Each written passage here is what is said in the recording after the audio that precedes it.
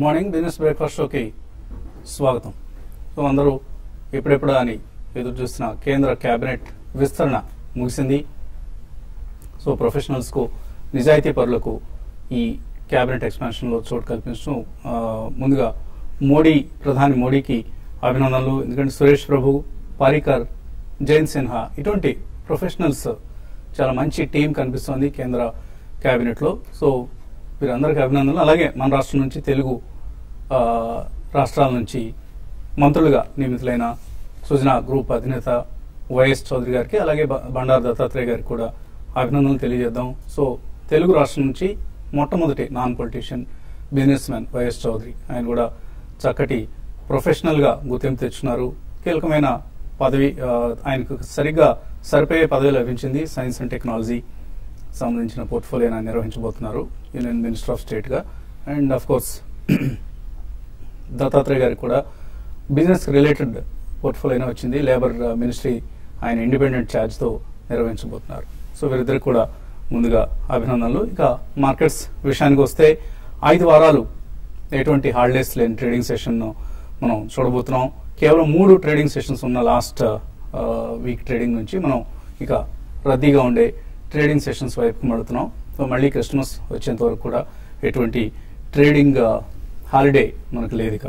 So ఈ వారం కీలకమైన డేటా వెలువడబోతోంది. Consumer price inflation data October 12th ఈ వారంలోనే ఉంది. అలాగే 14th రోజు WPI నెంబర్ వెలువడబోతోంది. సో ఈ 2 కీలకమైన నెంబర్స్. ఎందుకంటే ఈ నెంబర్స్ ఆధారంగానే రిజర్వ్ బ్యాంక్ ఆఫ్ ఇండియా రాబోయే రోజుల్లో వడ్డీ రేట్ల సంబంధించిన నిర్ణయం తీసుకునే అవకాశం ఉంది. సో ఇప్పుడు ప్రస్తుతానికి వడ్డీ రేట్లకు సంబంధించి ఆర్బీఐ ఎటువంటి తగ్గింపు ఉండదన్న అంశాన్ని సూత్రప్రాయంగా last week RBI deputy governor తెలియజేశారు. అయితే మార్కెట్స్ లో ఇంకా కొంత హోప్ ఉంది. ఒకవేళ ఇన్ఫ్లేషన్ నెంబర్స్ కనుక బాగా తక్కువగా వస్తే డెఫినెట్ గా ఆర్బీఐ తగ్గింపు దిశగా ఒక నిర్ణయం తీసుకుని అట్లీస్ట్ ఒక స్టేట్మెంట్ ఇచ్చే అవకాశం ఉంది అంటూ అంచనాలు వెలువడుతున్నాయి. మేబీ జనవరి నెక్స్ట్ ఇయర్ జనవరి సమయానికల్లా ఆర్బీఐ కనీసం 0.5% వడ్డీ రేటు తగ్గించే అవకాశం ఉందంటూ మార్కెట్స్ లో ఎక్కువ అంచనాలు వెలువడుతున్నాయి. అండ్ ఈ నేపథ్యంలో మనం లాస్ట్ వీక్ కూడా చూసాం, బ్యాంక్ నిఫ్టీ చాలా స్ట్రాంగ్ గా ట్రేడ్ అయింది. Bank Nifty almost life time high దగ్గర క్లోజ్ కావడం చూసాం. అండ్ కొంత ఇక్కడ అఫ్ కోర్స్ అలసట వచ్చినప్పటికీ బ్యాంక్ నిఫ్టీలో మేబీ వడ్డీ రేట్ల తగ్గింపు వంటివి ఇంకా మరికొంత ఉత్తేజాన్ని ఇచ్చే అవకాశం కనిపిస్తుంది బ్యాంక్ నిఫ్టీ సంబంధించి. అండ్ బ్యాంక్ స్టాక్స్ తో పాటు ఇతర సిక్లికల్స్ లో కూడా ఎఫ్ఐ బయింగ్ కూడా మనం ఉధృతం కావడం చూసాం. లాస్ట్ 11 సెషన్స్ లో FIs 11,000 crores Indian cash markets లో ఇన్వెస్ట్ చేశారు. సో ఎఫ్ఐఎస్ తిరిగి యాక్టివ్ గా పార్టిసిపేట్ చేస్తూ ఉండడం, అలాగే అఫ్ కోర్స్ రిజల్ట్స్ లో most of the results positive వచ్చాయి ఎక్సెప్టింగ్ కోల్ ఇండియా అండ్ ఎల్ఎన్టీ. ఈ 2 డిసప్పాయింట్ చేశాయి. ప్రత్యేకించి కోల్ ఇండియా రిజల్ట్ చాలా డిసప్పాయింటింగ్ గా వచ్చింది. ఫైనాన్షియల్ ఇయర్ 2010 తర్వాత నెట్ ప్రాఫిట్ ఎంత లో లెవెల్స్ లో నమోదు కావడం కోల్ ఇండియాకి సంబంధించి ఇదే ప్రథమం. అలాగే ఎల్ఎన్టీ రిజల్ట్ డిసప్పాయింట్ చేసింది. అయితే మేనేజ్మెంట్ కామెంటరీ కొంత ఆప్టిమిస్టిక్ గా ఉంది. సో సెకండ్ హాఫ్ బాగుంటుంది, ఈ ఇయర్ సెకండ్ హాఫ్ బాగుంటుంది అని అంటాం. అలాగే నెక్స్ట్ ఫైనాన్షియల్ ఇయర్ లో ఆర్డర్ బుక్ రోబస్ట్ గా ఉంది. డెఫినెట్ గా కంపెనీ మరింత బెటర్ పెర్ఫార్మెన్స్ ను పోస్ట్ చేస్తుంది అన్నది.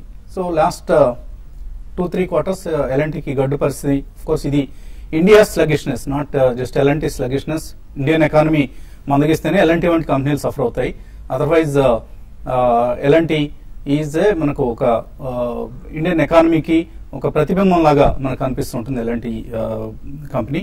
సో ఈ నేపథ్యంలో బ్రోకింగ్ కంపెనీస్ కూడా ఎల్ఎన్టీని కొనుగోలు చేయండి, నెక్స్ట్ రాబోయే క్వార్టర్స్ లో బెటర్ పెర్ఫార్మెన్స్ ఎక్స్పెక్ట్ చేయొచ్చు అంటూ ఒక బై రికమెండేషన్ ఇవ్వడం కూడా చూసాం. సో మనకు ప్రస్తుతానికి కనిపిస్తున్న ట్రెండ్స్ ఇవి. ఈ పరిస్థితి గురించి అనలిస్ట్ ఏమంటున్నారో అడిగి తెలుసుకుందాం. సో ఫ్రెష్ వీక్ స్టార్ట్ అవుతుంది అండ్ అందరూ కూడా ఆర్బీఐ పాలసీ కోసం, రాబోయే ఇన్ఫ్లేషన్ నెంబర్స్ కోసం ఎదురు చూస్తున్న సమయం ఇది. సో ఎటువంటి గైడెన్స్ ఇస్తారు మీరు? బేసిక్లీ ఐ థింక్ ఈ వీక్ తో అన్ని రిజల్ట్స్ అన్ని కూడా బయటకు వచ్చేస్తాయండి. So people are just waiting for winter session of parliament as well as RBI meet. So RBI meet లో ఏదైనా మనకి సర్ప్రైజ్ ఇంట్రెస్ట్ రేట్ కట్ అనేది బిఫోర్ January 2015 ఉంటే మాత్రం that will add as a very positive news to the market. ఇదే కాకుండా మనకి winter session లో చాలా బిల్స్ కూడా పాస్ అవుతాయని చెప్పి వాళ్ళు గవర్నమెంట్ ఆఫ్ ఇండియా పార్లమెంట్ లో పదే మనకి స్టేట్మెంట్స్ వెలువడి చేస్తున్నారు. సో ఇన్సూరెన్స్ బిల్ ఒకటి చాలా కీలకమైంది. అందుకని financials have been doing extremely strong. ఎందుకంటే చాలా NBFCs and some of the banks which have insurance companies as subsidiaries, అవి ఇన్సూరెన్స్ బిల్ ఒకవేళ పాస్ అయితే మాత్రం they will prepare for their IPOs some time next financial year అండి. So ఇవన్నీ కూడా మనకి financial they will really have a very positive. ఇదే కాకుండా ఇంట్రెస్ట్ రేట్ కట్ అనేది definitely it's on the cards, if not in the next 1 or 2 months, in the first quarter of 2015. ఎందుకంటే inflation అనేది గణనీయంగా పడే అవకాశం కూడా మనకి ఎక్కువ కనిపిస్తుంది. సో ఇవన్నీ మనం తీసుకుంటే సెంటిమెంట్ పరంగా మళ్ళీ there can be a booster. But I think at least ఇక్కడ నుంచి మాత్రం probably index can correct by about 3 to 5% maximum అండి. So one should bear that in mind. ఒకవేళ కొనేటప్పుడు అట్లీస్ట్ 1/3 క్వాంటిటీ కొనుక్కున్నా, half of the quantity over the next 2 months కొనుక్కున్నా కానీ buffer money అనేది మాత్రం తప్పకుండా ఉంచుకోవాలని, in case there are some whipsaws or some serious corrections in the market second price point లో కొనడానికి. ఎందుకంటే ఎక్స్టర్నల్ మనకి India outside of India నుంచి మనకి ఏం నెగిటివ్ న్యూస్ పెద్దగా కనిపించలేదు. Though dollar index has been strong. మనకి Indian rupee slowly it has inched up by about 30 to 40 paisa, about 61.30-40 నుంచి 61.70-80 దాకా వెళ్ళింది. Probably around 62 is not a bad idea at all. ఎందుకంటే మనకి ఎక్స్పోర్ట్స్ అనేది మళ్ళీ ఆశాజనకంగా ఉంటాయి. సో ఇవన్నీ మనం హోల్సేల్ గా తీసుకుంటే మాత్రం న్యూస్ ఇన్ఫ్లో అనేది పెద్ద నెగిటివ్ గా ఉండే న్యూస్ ఫ్లో మాత్రం మనకి నెక్స్ట్ 1 or 2 months లో కనిపించలేదు. ఆన్ ద కాంట్రరీ కొద్దిగా పాజిటివ్ గా ఉంటుంది కాబట్టి one should prepare and buy some stocks at least at the first price point over the next 1 or 2 months. So traders కు ఎటువంటి సలహా ఇస్తారు? ఈ వీక్ ఎటువంటి ట్రేడింగ్ ట్రెండ్స్ మనం గమనించే అవకాశం కనిపిస్తుంది? ట్రేడింగ్ ట్రెండ్స్ అంటే చాలా వరకు లాంగ్ సైడే ఎక్కువ మనకి మార్కెట్స్ పెరగ అవకాశాలు ఎక్కువ ఉన్నట్టు కనపడుతుంది. నిఫ్టీ పరంగా పెద్దగా అప్ సైడ్ అనేది మన గతంలో కూడా చెప్పడం జరిగింది, ఉండకపోయినా కూడా స్టాక్స్ మాత్రం బాగా పెరిగే అవకాశం ఉంది. మరి ముఖ్యంగా లాస్ట్ ఒక 1 week లో కానీ చూస్తే మిడ్ క్యాప్ లో మంచి ఓపెన్ ఇంట్రెస్ట్ కానీ F&O లో చూస్తుంటే ఓపెన్ ఇంట్రెస్ట్ యాడ్ అవుతున్నాయి. స్టాక్స్ కూడా బాగా అప్ ట్రెండ్ అనేది కనపడుతుంది. కాబట్టి అటువంటి స్టాక్స్ లోనే పొజిషన్ తీసుకోమంటాను. నిఫ్టీ పరంగా చెప్పాలంటే నిఫ్టీకి 5360 అండ్ 5380 లెవెల్స్ హ్యూజ్ రెసిస్టెన్స్ అనేది నిఫ్టీ ఫేస్ చేయొచ్చు. నెక్స్ట్ నిఫ్టీ అప్ ట్రెండ్ కొనసాగాలి అంటే మాత్రం ఈ లెవెల్స్ దాటితేనే నిఫ్టీలో ఒక అప్ ట్రెండ్ ఉంటుంది. బ్యాంక్ నిఫ్టీ అయితే మనం చూస్తున్నాం ఒక డ్రీమ్ రన్ అనేది నిఫ్టీ లెవెల్లో ఉండడానికి ప్రధాన కారణం బ్యాంక్ నిఫ్టీ అని గతంలో కూడా చెప్పడం జరిగింది. ఇప్పుడు కూడా బ్యాంక్ నిఫ్టీ చాలా స్ట్రాంగ్ గా ఉంది అని చెప్పొచ్చు. ఎక్కడి నుంచి కూడా ఇంకా బ్యాంక్ నిఫ్టీ ఇంకా బాగా పెరగడానికి అవకాశం ఉంటుంది. కాబట్టి స్మాల్ డిప్ వచ్చినా కూడా ఒక 150 points 200 points డిప్ వచ్చినా కూడా బ్యాంక్ నిఫ్టీలో లాంగ్ కొనసాగించమంటాను. తర్వాత స్టాక్స్ స్పెసిఫిక్ విషయానికి వస్తే ఈరోజు కొన్ని స్టాక్స్ కొంత వీక్ గా ఉండడానికి అవకాశం ఉంది. ర్యాన్ బ్యాక్స్ ఇలాంటివి, తర్వాత సన్ లాస్ట్ ట్రేడింగ్ సెషన్ లో కొంత షార్ట్ కవరింగ్ తో లో నుంచి మైనస్ లో ఓపెన్ అయ్యి షార్ట్ కవరింగ్ తో పెరిగాను చూసాము. కాబట్టి వీటిలో ఈ రోజు కొంత ప్రాఫిట్ బుకింగ్ రావచ్చు. కమాడిటీ స్టాక్స్ చాలా స్ట్రాంగ్ గా ఈ రోజు ట్రేడ్ కావచ్చు. లైక్ టాటా స్టీల్ ఒకటి, హిండాల్కో ఒకటి, ఈ రెండు కూడా ఇంటర్డే కోసం డీప్ లో బై చేయమని చెప్తాను. తర్వాత TCS కూడా లోయర్ లెవెల్ లో బై చేసుకోమంటాను. మరి ముఖ్యంగా రిలయన్స్ ఇండస్ట్రీస్ లాస్ట్ 2 days లో కొంత వీక్ గా ఆడడం చూసాం. అయితే ఈ లెవెల్లో ఈ రోజు ఇంటర్డే కోసం రిలయన్స్ లో ఒక 10 to 15 rupees దాకా పెరగడానికి అవకాశం ఉంటుంది. రిలయన్స్ లో కూడా బై చేసుకోమంటాం. ఈ విధంగా స్టాక్ స్పెసిఫిక్ యాక్షన్ ఉంటుంది. తర్వాత రియాలిటీ కౌంటర్స్ లో HDL ఒకటి లాస్ట్ ట్రేడింగ్ సెషన్ లో కొంత వీక్ గా ఉంది. బట్ ఈ రోజు మాత్రం చాలా స్ట్రాంగ్ గా ఉంటుంది. ఎవ్రీ డిప్ లో హై బీటా స్టాక్స్ ని బై చేసుకోమంటారు ముఖ్యంగా traders, like reality and infra stocks. ఈ రెండు కూడా నెక్స్ట్ 2 to 3 months లో అట్లీస్ట్ 10-15% పెరగడానికి అవకాశం ఉందని. కాలర్స్ లైన్ ఉన్నారు. ఫస్ట్ కాలర్ బళ్ళారి నుంచి నాయుడు లైన్ లో ఉన్నారు. హలో హలో అడగండి నాయుడు. సార్ నమస్తే సార్, నా పేరు నాయుడు సార్. నమస్తే, అడగండి సార్. నేను ఫస్ట్ టైం మార్కెట్ లో ఎంటర్ అవుతున్నాను సార్. లాస్ట్ 6 months నుంచి DFI చూస్తున్నాను sir market news. Okay sir Bala sir అడుగుతున్నాను సార్. బాలా సార్ నమస్తే సార్. నమస్కారం అండి, చెప్పండి సార్. సార్ నేను 6 lakhs ఇన్వెస్ట్ చేయాలనుకుంటున్నాను సార్. 6 months వరకు హోల్డ్ చేయగలను. ఇవన్నీ 3 stocks రికమెండ్ చేయండి sir. 6 months is too short a period అండి. ప్లీజ్. సో మీ ప్రొఫైల్ ఒకసారి మీరు చెప్పాలి, ఏం చేస్తుంటారు మీరు? సార్ నేను JSW స్టీల్ కంపెనీలో పనిచేస్తున్నాను సార్. ఓ, JSW స్టీల్. ఏంటి మీకు ఫైనాన్స్ బ్యాక్గ్రౌండ్ ఏదైనా ఉందా? ఫైనాన్స్ బ్యాక్గ్రౌండ్ అంటే సార్ అంటే ఏంటి, మీరు ఇంజనీరా, టెక్నికల్ పర్సనా, లేకపోతే ఇంజనీర్ సార్. ఇక్కడ అసిస్టెంట్ మేనేజర్ పనిచేస్తున్నాను. అసిస్టెంట్ మేనేజర్ పనిచేస్తున్నారు. ఓకే అండి, ఓకే అండి. సో ఆయన దగ్గర మంచి మొత్తం, పెద్ద మొత్తం ఉంది, 6 lakhs ఇన్వెస్ట్ చేస్తారట. Definitely it's a good amount అండి. కానీ 6 months కాదు, అట్లీస్ట్ యూ షుడ్ హ్యావ్. ఎందుకంటే మార్కెట్ లాస్ట్ 3-4 months లో కూడా బాగా పెరిగింది. You should go on investing అండి. So in my opinion 3 best stocks ఉన్నాయి. I think sector wise I think housing finance companies, ఎందుకంటే మనకి ఇంట్రెస్ట్ రేట్ కట్ కూడా వచ్చే అవకాశం కనిపిస్తుంది. LIC housing finance and probably Canfin homes. అలాగే మనకి ఫార్మస్యూటికల్స్ లో second rank pharmaceutical companies first even top of the line లో కూడా Cadila has posted extremely good numbers. Cadila ఒకటి and Indoco remedies I think you can buy there అండి. And IT sector లోకి వచ్చేసరికి I think you should definitely buy some stocks like maybe Zensar Technologies ఒకటి, probably on a lower end NIT Technologies, ఈ రెండు కూడా I think they should still participate heavily IT లో. So అలాగే auto ancillary, ఆటోలో కూడా మీరు I think you can buy Ashok Leyland on every dip అండి. అండ్ ఆటో ఆన్సిలరీలో probably you can go with maybe Minda industries, Jai Bharat Maruti, ఇటువంటివి డిక్లైన్స్ లో కొనుక్కోండి. Have at least 12-18 months view. I think you will make good money. తర్వాత మహబూబ్నగర్ నుంచి Wajid. Hello Wajid. Hello, good morning అండి వసంత్ గారు. Good morning, అడగండి. సార్ నా దగ్గర DLF 125 put, Tata Motors 530 put ఉన్నాయండి, పుట్ ఆప్షన్స్. ఈ రెండు హోల్డ్ చేయమంటారా, ఎగ్జిట్ చేయమంటారా? 125 put DLF and Tata Motors 535. రెండు కూడా మీరు చాలా స్ట్రాంగ్ గా ఉన్నాయని చెప్పొచ్చు అండి. అయితే కొంచెం డిఎల్ఎఫ్ లో మాత్రము లాస్ట్ ఒక 1 week గా చూసే షార్ట్ కవరింగ్ రాలి, తర్వాత కొంచెం పాజిటివ్ అంశాలు కూడా రావడం చూసాం. దానివల్ల స్టాక్ అరౌండ్ 120 లెవెల్స్ నుంచి బాగా పెరగడం చూసాం. అయితే ఈ లెవెల్లో డిఎల్ఎఫ్ ఆగొచ్చండి. కాబట్టి ఒక డిప్ వచ్చినప్పుడు ప్రాబ్లం నేను అనుకోవడం ఈ రోజు కొంచెం స్టాక్ లో ఒక చిన్న డిప్ రావచ్చు. వచ్చినప్పుడు మీరు కవర్ చేయండి. ఇది బుల్ మార్కెట్ కాబట్టి ఈవెన్ నెగిటివ్ న్యూస్ లో కూడా స్టాక్ పెరగడానికి అవకాశం ఉంటుంది. ఈవెన్ టాటా మోటార్స్ విషయానికి కూడా ఇదేనండి. టాటా మోటార్స్ కూడా చాలా స్ట్రాంగ్ ఉంది. మీరు రెండు కూడా డిప్ వచ్చినప్పుడు కవర్ చేయండి. ఇంకా ఏంటంటే మీరు ఒక మార్కెట్ కరెక్షన్ వచ్చినప్పుడు కాల్ ఆప్షన్ తీసుకోవడానికి ప్రయత్నం చేయండి. కానీ బుల్ మార్కెట్ కాబట్టి పుట్ ఆప్షన్స్ మీకు తీసుకోవద్దని చెప్తానండి. కనిపిస్తున్నాయి. తర్వాత కలర్ లైన్ ఉన్నారు. తెనాలి నుంచి సంజీవ్ రావు. హలో సార్, నమస్తే సార్. నేను నెక్టర్ లైఫ్ సైన్సెస్ గురించి అడగాలనుకుంటున్నాను సార్. అది అడగండి సార్. నేను 2008 లో తీసుకున్నాను సార్, 270లో. తర్వాత అది స్ప్లిట్ అయ్యి 1 రూపీకి వచ్చింది. అంటే ఇప్పుడు అది 40లో ఉంది. నేను అమ్మే ఇస్తా, లేదంటే ఇంకా కొన్నాళ్ళ పాటు నేను ఉంచొచ్చా ధైర్యంగా, లేదంటే అమ్మి ఇంకేదైనా పొందాల్సుకుంటే ఏ స్టాక్ కొనవచ్చు? నెక్టార్ లైఫ్ లో స్టే ఇన్వెస్టర్ అంటారా, లేకపోతే ఏదైనా షిఫ్ట్ అవ్వమంటారా? I think you should definitely book profits అండి. ఎందుకంటే Nectar life actually Surya pharmaceuticals, Nectar life వాళ్ళు యాక్చువల్లీ కోర్ బిజినెస్ అనేది ఒక 2 years బ్యాక్ అమ్మేశారు వాళ్ళు, sterile injectables. So major profitable area అమ్మేశారు కాబట్టి I don't think it's going to be so profitable. So అందులోంచి షిఫ్ట్ అయితే ఇండోకో రెమెడీస్ కానీ, జేబీ కెమికల్స్ కానీ, వీటిలో ఈ రోజు జేబీ కెమ్ రిజల్ట్స్ ఉన్నాయండి. చూసి you can take a call అండి. So you can wait.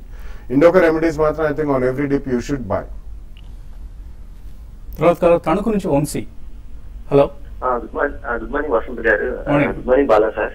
Good morning sir. నా దగ్గర డిఏసీ ఇండియా ఆల్మోస్ట్ ఒక 30% ప్రాఫిట్ లో ఉన్నాను సార్. డిఏసీ ఇండియా ఇప్పుడు అది అమ్మేసి, అలాగే జేపీ అసోసియేట్స్, జేపీ పవర్ లో కూడా రీసెంట్ గా ఒక 5 to 10% ప్రాఫిట్ లో వచ్చాను సార్. ఈ జేపీ అసోసియేట్స్, జేపీ పవర్ అమ్మేసి జమ్మూ కాశ్మీర్ బ్యాంకు నాకు కొంచెం లాస్ లో ఉన్నాను సార్. నేను ఒక 15 రూపీస్ లాస్ లో ఉన్నాను. ఆ స్టాక్ యావరేజ్ చేసుకోమంటారా సార్? డిఏసీ ఇండియా ఇంకా హోల్డ్ చేయమంటారా, లేకపోతే ప్రాఫిట్ ఎక్సీడ్ చేసుకొని వేరే స్టాక్ లో ఇన్వెస్ట్మెంట్ చేయగలమంటారా?